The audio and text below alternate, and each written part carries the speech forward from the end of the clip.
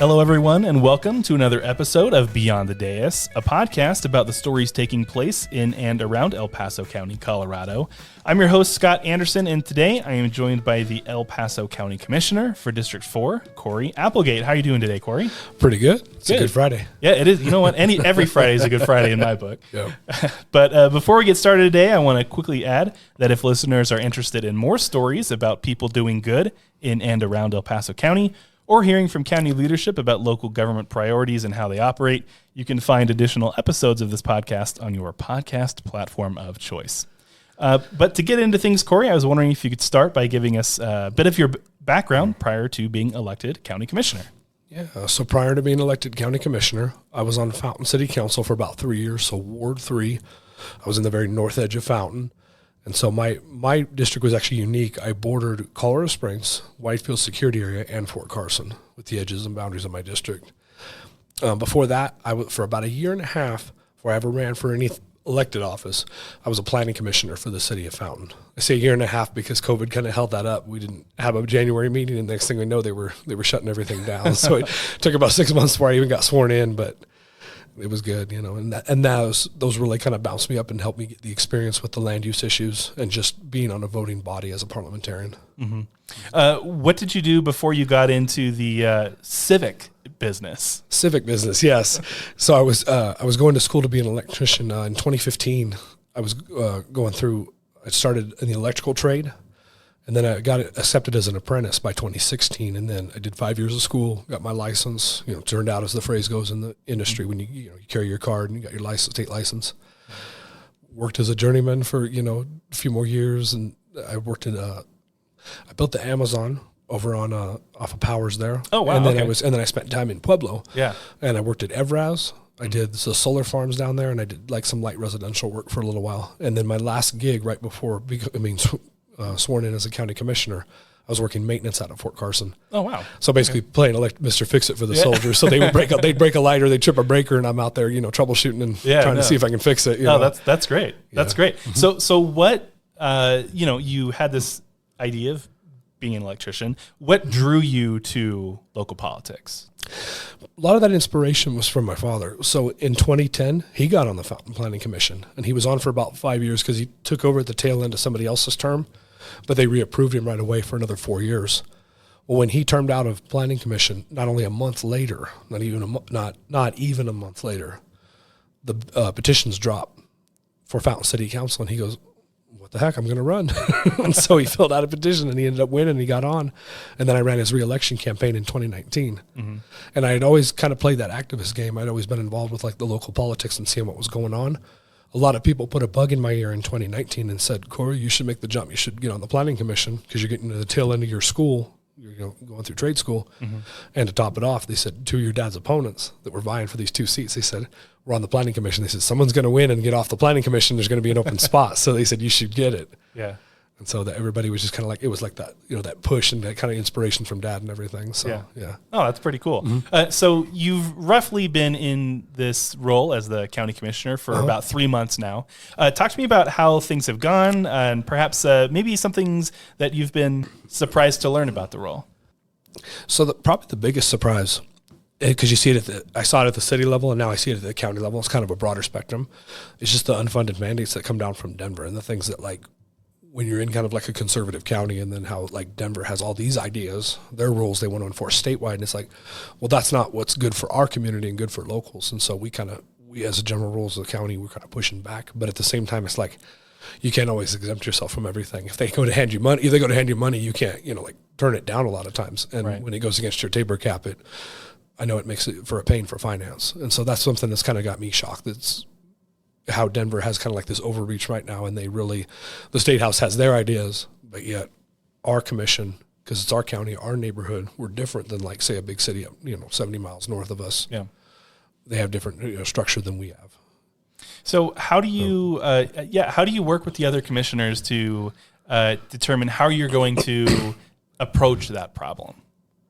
The biggest thing is communication right now. And so not only talking with our staff and trusting that our staff knows where the issues are at and what could potentially arise, like the pros and cons to, a vote or how we need to handle something, but communication among the other commissioners is key. just knowing where everybody's at on the issues and just seeing, like, before we actually take a formal vote, like kind of where you're coming from when you're thinking about this in this decision. Mm-hmm. So I think that's a lot to do with it. Yeah. So you mentioned before that you were on the Fountain City Council. Mm-hmm. What did that experience teach you that has been valuable in this current role that you're in? Parliamentary procedure. The biggest thing is just voting, how that works. When you have your majority, how to amend a motion, things like that. I always joke about it was like entry-level budgeting for me because the county handles a huge budget, over $400 million. And City of Fountain, we handled a lot less, but it was kind of a good start, and you saw kind of how that budgeting goes. And then the separations, too, between, like, your public safety departments. Now, you can't really move money. You can't take money away from, like, police and fire. And then there's a difference between that and, like, your infrastructure and, like, fixing your roads, making sure DPW's got, like, all the stoplights are working and the stop signs aren't knocked down because somebody ran one over last night. Right. So, yeah, it was a lot. It's a lot of that experience was built. It got me to this role, looking at, like, the budgets, your parliamentary procedure, and then, like, I guess you could say working with staff, but City of Fountain as a general role, typically we only talk to our city manager and our assistant city manager. So we try to kind of leave the staff alone and do their jobs as much as they can. The clerk that's just, filing paperwork all day doesn't need to hear from us when we're on city council. Right. So. No, that makes sense. Yep. So as you're learning new things, as you mentioned, parliamentary procedure, not something you were super familiar with before joining Fountain City Council, operating budgets at this level. How do you go about learning those new things? Like for you, how do you approach learning new things, and how do you get that to, I guess, maybe stick in your mind? Because as someone like me, when I'm trying to learn new things, it really helps for me to just be in it, like, all the time and like absorb myself in it. Is that sort of your approach to learning, or what works best for you when learning these new things that you have to deal with? My biggest thing is when I start to ask lots of questions. I think that's what helps it stick. So when I start really digging into an issue and asking staff, and then I like to bring up the hypotheticals sometimes, like what if, and I know I get it. I always joke about you could sit there and we can what if till we're blue in the face, and you don't know what's going to happen and how it's going to boil down. But that's a lot to do with when I was on Fountain City Council, learning about those new issues and what it all pertained, and there's a lot of issues surrounding, like, water was a big thing, and so there was a lot of, like, I had a lot of questions on how everything works, and then doing my own research and looking at local laws and understanding too that Colorado's a very unique state in a way because we're one of only 4 states that ban commercial collection of rainwater, and that we really, like, they joke in the State House, whiskey's for drinking, water's for fighting. Everybody loves to fight over water rights and split hairs over who owns what, and so I've been in those squabbles with the City of Fountain, and then I've seen the same thing on the commission. So as you interact with the other members of the Fountain City Council and now the other members of the county commission here, how has, I guess you'll call them the more experienced members, the commissioners who've been around a little bit longer, how have they been able to help move you along and learn a lot of these new things that you're coming into? When I wasn't even elected yet, I just won the primary. I got sit downs. If I hadn't sat down with a commissioner before previously, I made a point of meeting with everybody after the fact. Even Bill Wysong, who at the same time was vying for election, just like me, coming on, and somebody that was terming out. Mm-hmm. And we started talking, and I just asked them, what are your concerns? Where I made them the VIP. I said, what's important to you? How can I help you in the future? Because that's where I looked at it. I looked at it like, if we're going to work together and there's going to be 5 of us, you're going to have different personalities, different lines of thoughts, different primary goals. Yeah. The key is, like, get inside, someone's head basically and say, where are you looking at? Like, what do you see as, like, your big issue or issues, and where can I help? So aside from all the learning that you've been able to do coming into this new role, what would you say has been the most challenging aspect so far? Just the overall volume, and then just being the liaison to some boards and being a voting member of other boards and committees, and seeing, like, I truly got a grasp of how big the district was. Because geographically, I have the biggest district in the county. Seeing it as a whole, because, like, driving out to these different events, like going down to Hanover for their pancake breakfast, going out to Rush, when the kids are doing their, their Future Farmers of America events, driving to like, even just like Colorado Center area and even out by like Schriever and then over to Fort Carson, which is getting, like Fort Carson's like the west edge of my district over there. Yeah. And so just seeing kind of how vast everything is and how you get pulled in all these different directions, and just how many events go on and how many people want to see you. Yeah. But I do like going to those events, and it's great because I show up and a lot of people are half of them are honestly shocked that we show up those events when they see commissioners. And then the other half, they get excited when they hear you're coming and then they roll out the red carpet. It's great. So what does that say to you when you see, I guess, that red carpet treatment, as you say? Yeah. What does that mean to you to know that people are interested in you being there? They want to see their commissioner out there representing them at these events. What does that say to you about the people in your district? Well, I think it is that they care and they want to see the engagement. They know it's hard to get the time of day from, like, say, someone like a U.S. senator or the governor. He's probably not going to come down for, a little pancake breakfast or a barbecue.